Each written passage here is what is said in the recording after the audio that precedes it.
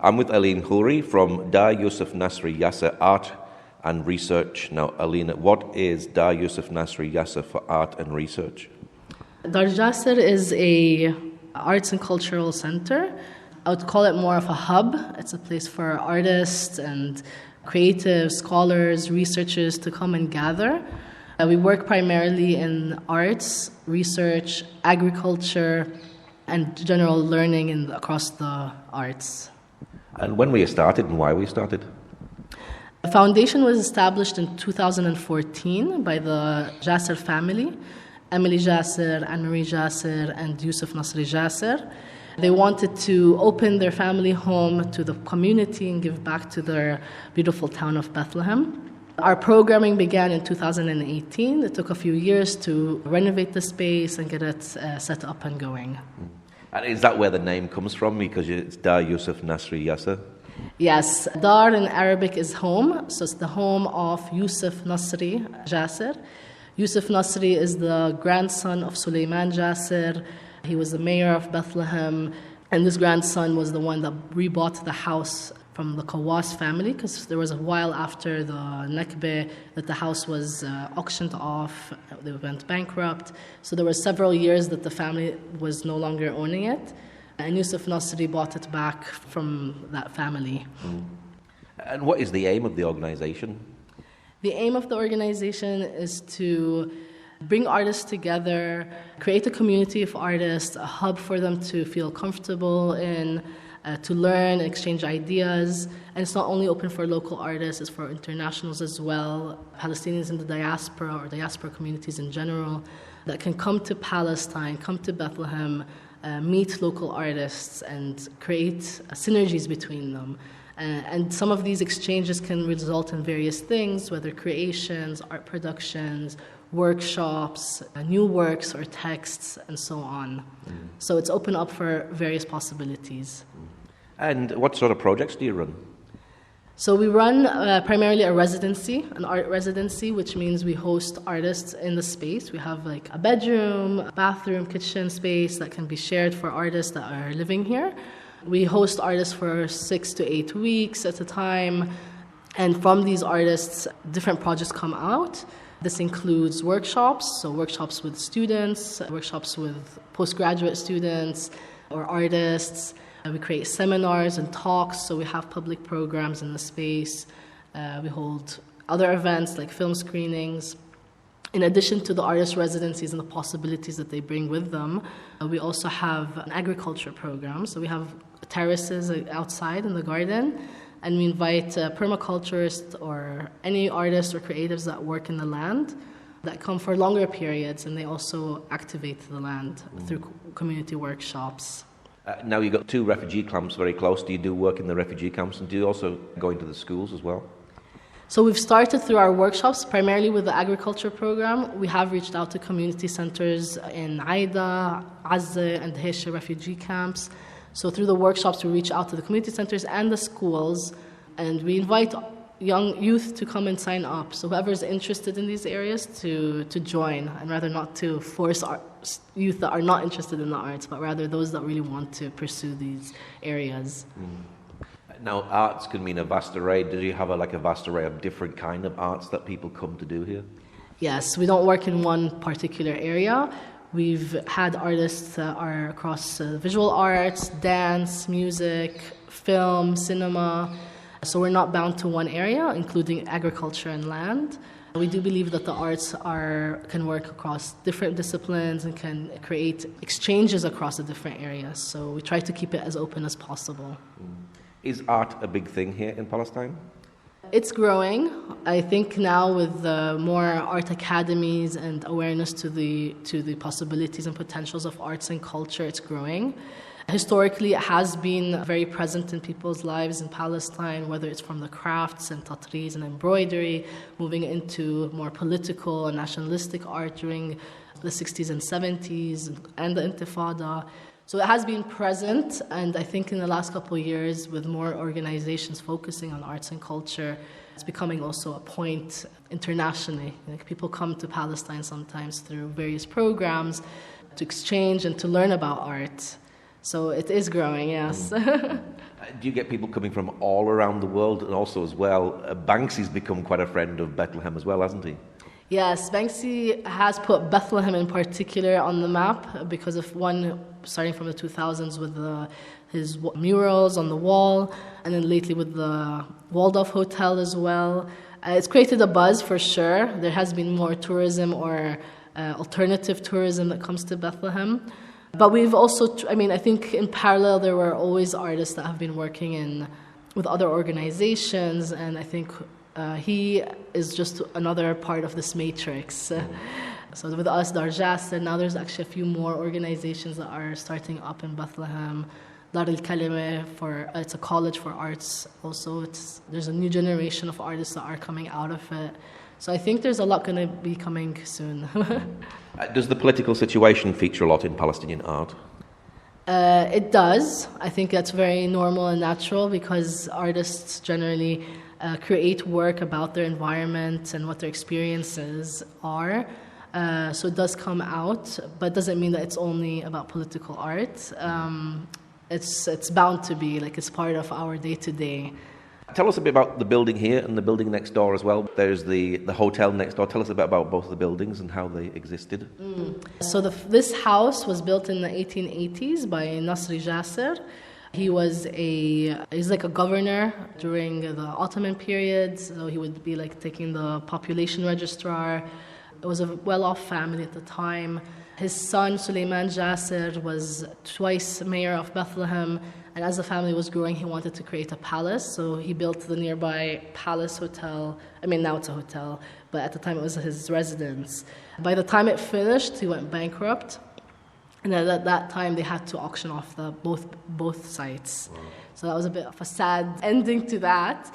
And then it was, so this house, the residence, was bought off by the Khawas family. During the 1948 war, under the Jordanian rule, both buildings were used as a secondary school. It was firstly a boys' school, and then later on, I think it was in the 60s, it became a girls' school. So this residence was used as part of a boarding house for the school or a home for the superintendent of the school member. During the girls' secondary school, it was also a science lab. So it was always an adjacent building to the palace, but it was separately owned. In the 80s, Nasri Jacir had bought the house back, this residence, and used it as the family home. And then his son, Yousef Nasri Jacir, who was I think he was maybe the only son that remained in Bethlehem, he bought his siblings' shares and kept it as a family home. So that's where the house, the organization's name comes from. So his Yousef Nasri Jacir. And he really wanted to give back to the community, him and his family, and open up the Dar Jacir for arts and research. Now the palace next door is very, very beautiful. Did they actually get a chance to live in it before they went bankrupt? I actually don't know, but I don't think so. Oh. Maybe for a short while. I don't know too much about the palace history, unfortunately, but I do know that they went bankrupt quite nearer to the end of the construction. It seems sad because it's such a beautiful, beautiful building, isn't it? I know, it's very unfortunate. Yeah. Now you're on the main road here between Bethlehem and Jerusalem, and there's a fountain outside as well. Tell us a bit about the fountain. Yeah, the fountain is really just a very small architectural structure, an archway. This was a water fountain. In Arabic, we call it sabil. That was a resting point for pilgrims because, as you noted, it was the main road from Jerusalem to Bethlehem. So pilgrims would have a little stop here and then continue their way into the old city of Bethlehem. Wow. So, there's everywhere, as in Palestine, you'll always find every stone has a history. So this is free drinking water? That was free drinking water, yes. Now, tell us a bit about the Ottoman Archives that you have as well. So the Ottoman Archives are a private archive for the family, and we're hosting it here at the organization. It's an archive that's from a time of Nasri Jacir during his time as a governor or the population registrar. So the family, from Nasri onwards, they collected newspapers and magazines from that period, from the 1880s onwards or even earlier. They also have photographs and documents. So documents include birth certificates, population numbers, anyone that was living around Bethlehem at the time. So it has a big record of Palestine, history of Palestine through the newspapers and magazines, but also very much about Bethlehemites. Wow. Now you're based close to Rachel's tomb. Do you see a lot of trouble, and does the centre see the effects of the trouble here? So, our proximity to Rachel's tomb and the separation wall and the refugee camps, these are all literally within a few meters from us. We do see a lot of tension and protests. So anytime that there's a political event concerning Palestine or Bethlehem in particular, youth go out and protest on the streets, which is their right to do. And because of the proximity to the wall and the military base, not the military base, the tower, the watchtower, sorry. The IDF frequently comes down onto the streets, and not only our street, also into the camps from time to time to deter or to scare off or to stop these protests or any political activity. So we do witness trouble on the street.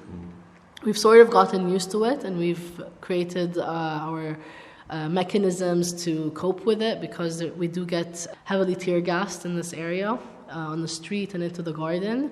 So we try to keep our staff and artists safe. When we do come across these sort of events, we leave the space, come back the next day, or whenever we feel that it's safe. The house is properly secured, so in that sense we've taken the precautions for that. Do you get tear gas coming into the house?